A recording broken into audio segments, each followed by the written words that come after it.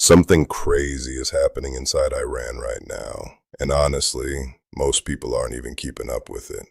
Because this isn't just a war on the outside, this is a breakdown happening from the inside.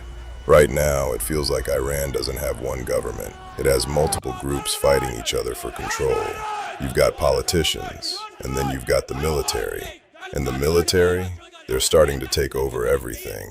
Even basic things like decision-making, negotiations, and leadership, they're not fully in the hands of elected officials anymore. And that's where things start getting dangerous. Because imagine this, your country has a president, but that president doesn't fully control what's happening. There's a foreign minister, but he's not even answering to the president anymore. Instead, he's taking direction from military leadership. Let that sink in. The people who are supposed to handle diplomacy are now being controlled by the people focused on war. That changes everything. Now add this on top. Iran is also dealing with pressure from outside. The US, Israel, military presence, strikes, tension everywhere.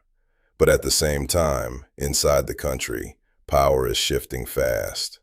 It's like two battles happening at once, one on the outside and one inside the system itself. And the internal one might actually be the bigger problem. Because when leadership isn't unified, nothing works properly. Decisions get delayed, plans fall apart, and negotiations, they become a mess. At one point, even US leadership basically said, "I don't even know who we're supposed to be negotiating with." Think about that. When the other side can't even identify who's in charge, that's not just confusion, that's instability. And it gets worse. There were attempts at peace talks, proposals being sent back and forth. But the problem is, the people writing these proposals aren't always the same people who have to follow through on them. So even if something gets agreed on, there's no guarantee it actually holds. That's the kind of situation this has become. Everything looks official, but nothing feels stable. Now zoom out a bit. This isn't just political. It's affecting everything. The economy is struggling. Prices are rising. Jobs are disappearing. People are feeling it in real time. And when a country is dealing with pressure from outside and instability on the inside, that's when things can spiral.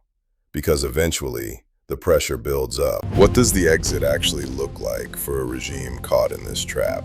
Iran submitted its 14-point peace proposal this week. Key points include a demand to resolve all issues and end the war within 30 days. Other demands include guarantees against future military aggression, the withdrawal of US forces from Iran's periphery, an end to the naval blockade, the release of frozen Iranian assets, payment of reparations, and a new mechanism governing the Strait of Hormuz. Trump reviewed it and said he could not imagine it would be acceptable. He said Iran had not yet paid a big enough price. He then boarded Air Force One and flew to Miami. Meanwhile, the Pentagon briefed him on options for a new short and powerful wave of strikes. Both tracks are live. Both tracks are real. Here is the philosophical truth underneath all of this, and I want you to think about it carefully. A state that cannot govern itself cannot negotiate for itself. Washington's belief that it can reach an agreement with an Iranian moderate obscures and perhaps ignores the degree to which hardline extremists in the IRGC and other security institutions now monopolize the power structure. Peshkin ran for president promising reform. He won. He was sworn in. He was then systematically stripped of every meaningful lever of executive authority by the men in uniform.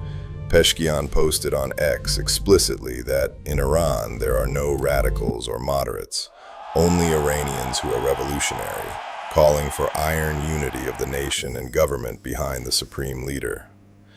The reformist president, who was elected by Iranians hoping for change, has now publicly announced that reformism no longer exists. He has surrendered his political identity to the IRGC's demand for monolithic unity. That surrender tells you everything about the power balance inside Iran right now. And it raises the question that nobody in Washington, nobody in Brussels, nobody in Beijing can yet answer with confidence. If the man America identified as the moderate, the man Iran's own people voted for as the reformist, is now publicly declaring that there are no moderates left in Iran, then who exactly is America negotiating with? Who signed that 14-point proposal? Who speaks for Iran? Is it Pezeskian, who cannot appoint his own cabinet? Is it Galibaf, who was removed from the negotiating table for trying to actually negotiate? Is it Arachi, who takes his orders from a general? Or is it Vahidi himself, who has declared wartime military control over every sensitive position in the state and who has never once sat across a negotiating table from an American envoy? The deepening despair of 90 million Iranians will ultimately spark renewed unrest across the country, this time more radical and outraged than the January 2026 uprising. The pressure chamber is not releasing, it is building. Every day the blockade holds. Every day the factories stay closed. Every day the rial loses more value against the dollar. Every day the internet blackout continues is another day of accumulated rage, looking for the moment it can express itself again. The IRGC knows this. That is precisely why it is doubling down on internal control rather than loosening its grip. Because the moment it loosens its grip, it fears what fills that space. Iran's tragedy is not that it has bad leaders. It is that the structure the IRGC has built makes it impossible for good leadership to function. The civilians surrender. The diplomats become soldiers' proxies. The president becomes a figurehead appealing for electricity conservation on national television, while generals decide who holds every sensitive post in the government. This is what a state looks like when it has been captured from within, not by a foreign enemy, but by the armed faction that was originally created to protect it. If you have watched this far, you understand why this story matters beyond Iran's borders. The Strait of Hormuz stays closed. Oil trades above $111 a barrel, and the entire architecture of global energy supply hangs on the outcome of a power struggle between a reformist president who no longer has power and a revolutionary guard that has all of it, but none of the legitimacy. Drop your analysis in the comments below. Do you think Iran's 14-point proposal leads anywhere, or is the IRGC making peace impossible by design?